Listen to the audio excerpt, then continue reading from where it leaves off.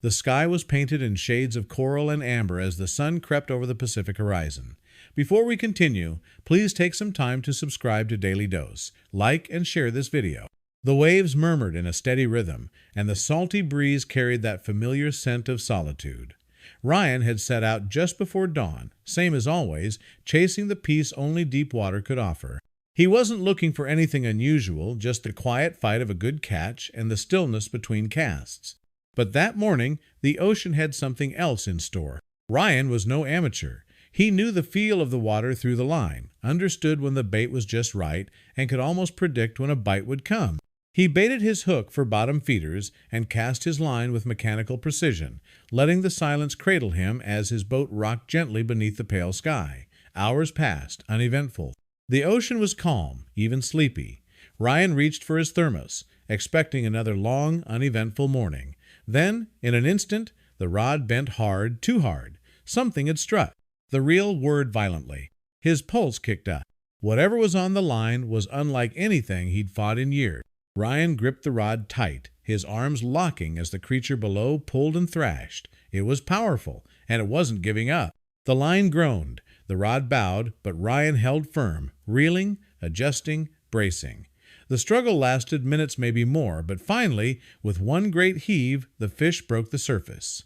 A grouper, massive, easily 250 pounds. He stared at it, stunned. It was a trophy catch, the kind that got your picture on the bait shop wall. He moved to haul it aboard, already thinking about the weight, the measurements, the sheer size of it, until he saw something strange. Its mouth wasn't closed. Wedged between its jaws was something smooth, round, and metallic, glistening oddly in the morning light. At first glance, Ryan assumed it was debris, a propeller part maybe, or tangled gear, but Noi was too perfect, too round, like a metal sphere, and it wasn't just caught in its mouth. It seemed placed, almost intentionally. With effort, Ryan hauled the grouper onto the deck. It thrashed once, hard, then went still. He dropped beside it, heart pounding, and gently pried open the jaws. The orb fell out. It hit the deck with a weighty clunk and rolled slightly before coming to rest. Ryan stared at it. It was roughly the size of a grapefruit, made of some kind of metal smooth and seamless, but oddly warm to the touch. Despite being pulled from the depths, it felt like it held its own heat. The surface bore faint scratches, a few tiny dents, but no markings, no words, no manufacturer's logo, nothing. Just silence. Ryan turned it in his hands. The texture felt alien, and when the sun caught it just right, he noticed something else he seam, almost invisible, running perfectly around its center like a hidden lid. Back at the harbor, Ryan hauled the fish and the orb onto the dock. The grouper drew attention, of course, but the sphere that was the real attraction. Fishermen, dockhands, curious onlookers every one, had an opinion. Some laughed and said it looked alien. Others guessed military tech. A few just stared, then walked away without saying a word. Ryan took it home. He cleaned the fish out of routine, not really thinking. Inside the stomach, some crab shell, bones, and seaweed. Nothing unusual, nothing that could explain the orb. That night, he couldn't sleep. The orb sat on his workbench, lit by a single lamp. He tapped it gently with a wrench.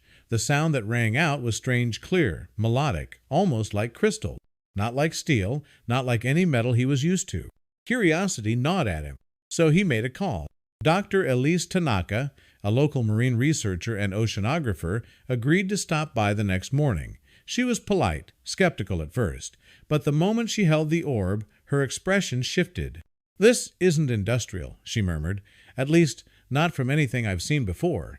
She brought her scanner. No signals, no electronics, just dense, layered metal denser than modern alloys. She ran her finger along the seam Ryan had noticed. Something clicked. A soft hiss escaped the orb. Slowly, silently, it opened. Two perfect halves separated, revealing a velvet-lined hollow inside. In the center lay a transparent disc-thin, circular, almost glowing faintly like oil under light. Elise's breath caught as she lifted it carefully. Geometric patterns were etched into its surface. Circles within circles, lines intersecting in symmetrical, almost hypnotic arrangement. "This isn't a map," she whispered. "It's informational. This is data." The story spread fast. Within days, Ryan's quiet coastal home had become a circus. Researchers, journalists, and eventually government officials began to visit, all asking questions, some polite, others less so. Elise stayed close, refusing to surrender the disc. She was convinced it was an archive, some kind of storage medium, but nobody had any idea how to read it. Ryan tried to stay calm, but the unease only grew. Something didn't feel right. The grouper hadn't eaten the orb. It had been carrying it, almost delivering it. And, for reasons he couldn't explain, Ryan felt chosen. Like the ocean had handed him a message one it had been holding for a very long time.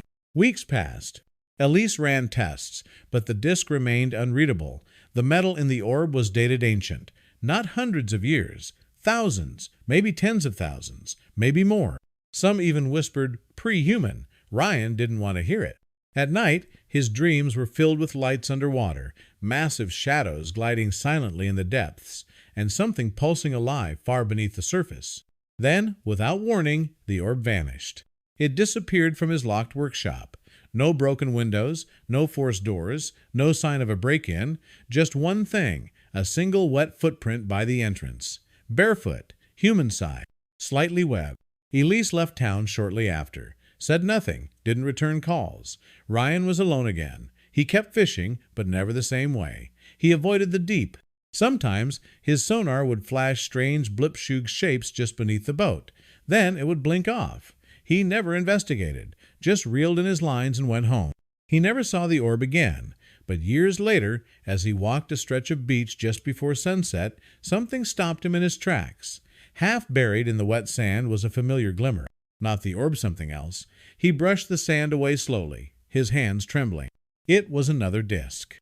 This one was etched with different patterns, new geometry, different data, perhaps. There was no orb to contain it, no velvet lining or perfect seal.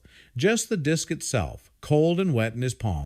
Ryan stood there for several minutes, staring at it, unsure whether to bring it home or toss it back into the sea. In the end, he buried it deeper in the sand and walked away. He didn't want it anymore, or maybe he knew it wasn't his to keep. But the feeling didn't leave him. The sea had changed. Or maybe it had always been this way, and he was just now seeing it for what it really was, a keeper of secrets, a watcher of time, a force that chose when and how to reveal the things buried beneath its surface. Ryan couldn't shake the sense that the ocean had marked him somehow, not in body, but in spirit. A silent agreement sealed the moment he pulled that orb from the fish's mouth.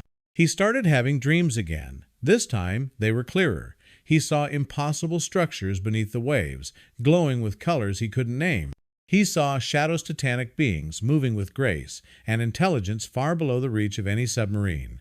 Sometimes, in the dream, one of them would look up toward the surface, toward him, and when it did, he woke in a cold sweat.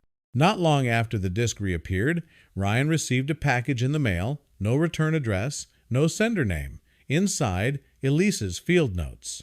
Dozens of pages diagrams, metal composition tests, digital models of the disc's patterns, and at the very bottom of the stack, a final handwritten message: "Don't trust anyone who says they're here to secure it.